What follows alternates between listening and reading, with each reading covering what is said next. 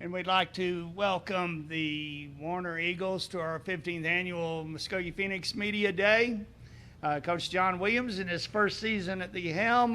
Coach, if you will start us off with some general comments as you go into 2022. Well, we're coming off a 9-2 season in Class A, making the playoffs. We came in second in district behind Gore. We're excited. We have a lot of returning starters. I think we have 5 defensively and 6 on offense coming back. And our schedule shapes up to be a challenging one, but we're looking forward to it. Okay. Coach, first thing, you were on the Ray Watkins staff this last year, both at, Warner and then earlier at Muskogee.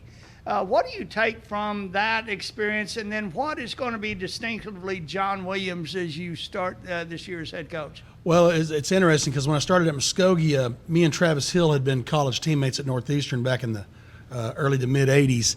And so that's who I knew at Muskogee. I'd never met Coach Watkins until I got on there. And then when he came down here after that first season I was with him, he said he needed a defensive coordinator, and I was happy to do it. I loved every minute at Warner so far. It's been a great place. And I'm excited. The kids are great. The parents, the community is excited about all of our sports, not just football. So it's a great place to work. You third coach in 3 seasons here too, and you also list 3 assistants. I think you had one that you lost here of late. Talk about the challenge there.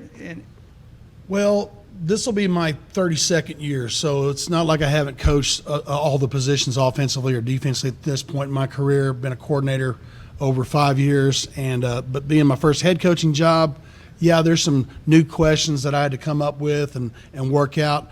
But Charlie Parks returns as one of our coaches. He's going to be our defensive coordinator. He's a Warner guy. He played there. He's coached there before.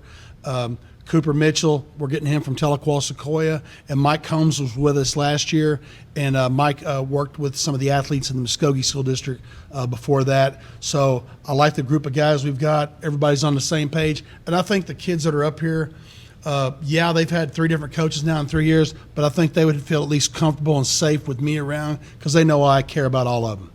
Okay.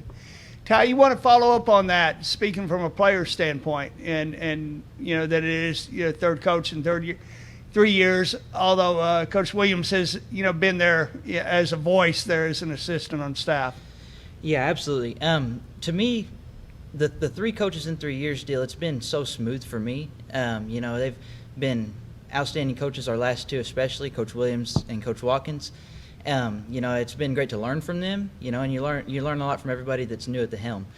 And, there hasn't been a lot of turmoil or anything like that in the transitions, and everybody gets on board and works hard in the transitions, and, that's what makes Warner great. Everybody's pointing in the right direction and moving together.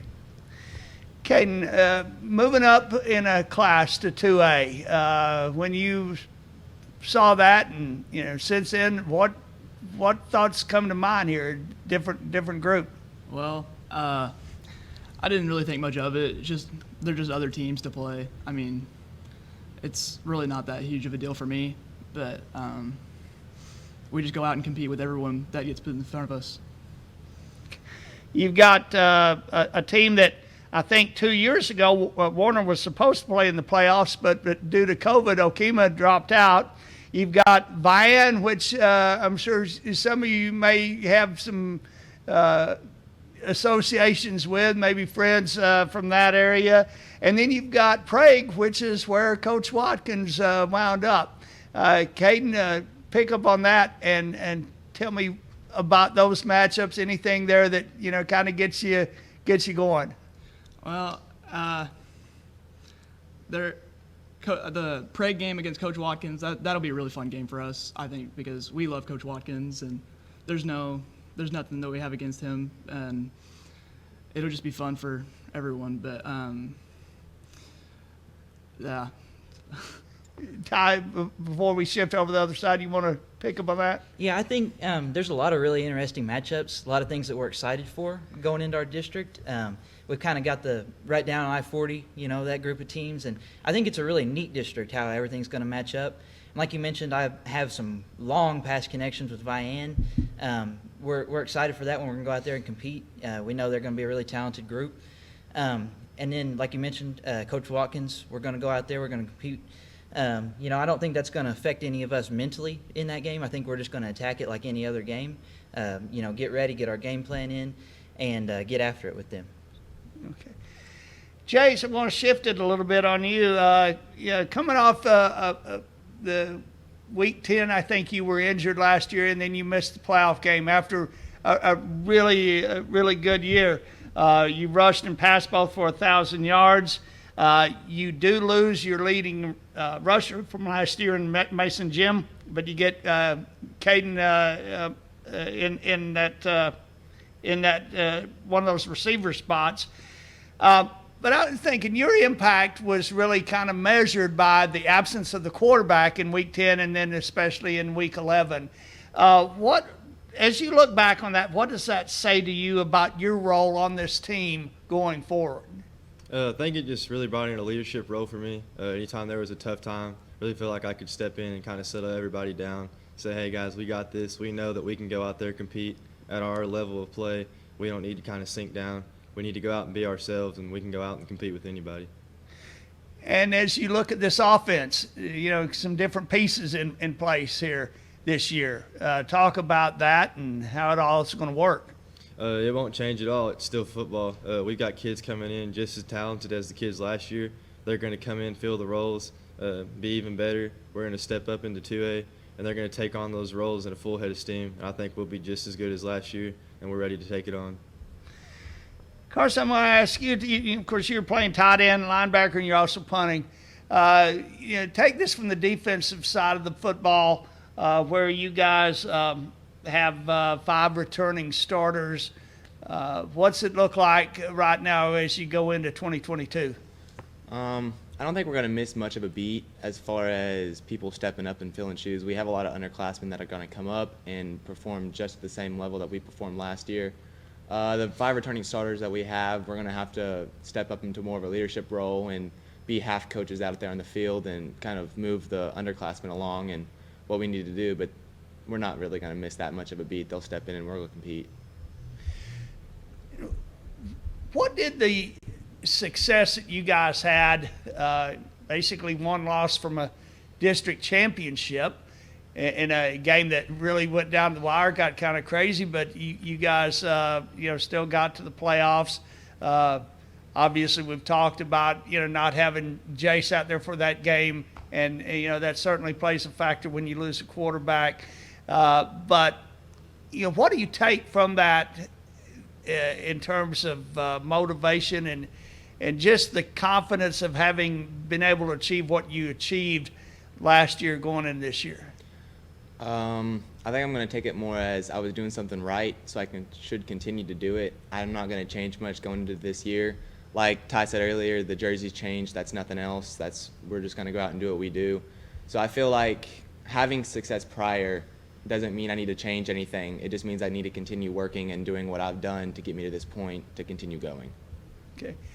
Jace, go back to the schedule question, and you see the teams on there, particularly, the ones that stick out to me are Vian, Okema, and Prague. But, what sticks out to you? What do you have a date on there that you kind of circle, or do you?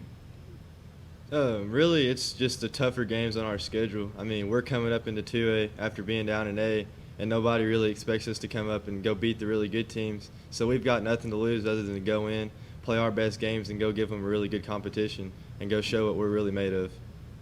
Okay. Coach, you got any thoughts on that, on that or your schedule as a whole? Well, like you said, looking at it, Vian, of course, is everybody's preseason favorite. They're always talented, and Coach Willis does a great job down there. So we're looking forward to that game at our place. I know that Prague, Roland, Okema, all those teams have pretty good years, and in the last couple seasons. We beat Henrietta last year, so we know we can handle, and hang with those type of people. I know Tahlequah Sequoia's got a bunch of young guys. We saw them in 7-on-7, so we have an idea about what they're about. But like I think you can hear from all the kids, we're not really afraid of anybody. We feel like we can be the same, if not better, than we've been. But every week's going to be like Gore and Colcord were for us last year. We're going to have a whole district full of those games. So obviously injuries play a factor like it did for us last year. We've got to be strong. We've got to be fit. We've got to be, handling those types of situations. But after a successful summer of lifting and 7-on-7 and some team camp, we feel pretty good about, which way we're headed right now. And what do you feel best about at this point? Well, Jace's leadership, emergence of Caden, Braden Terrell as another receiver, Preston Cannon at running back. Carson and Ty have been playing both directions, and they're going to have new roles on offense. So we're excited about the possibilities. Okay. Any closing remarks here, Coach? Well, I'd like to bring on Preston Cannon up here. One of you guys, give him a chance. Preston had nearly 500 yards rushing last year, and I'd kind of like him to make the closing remarks for us today, just because he's going to be a big factor for us. Probably pound for pound the strongest guy on our football team. And if you follow him on social media, he can move some weight. But I'll let him handle the last question if you want to rephrase it for him.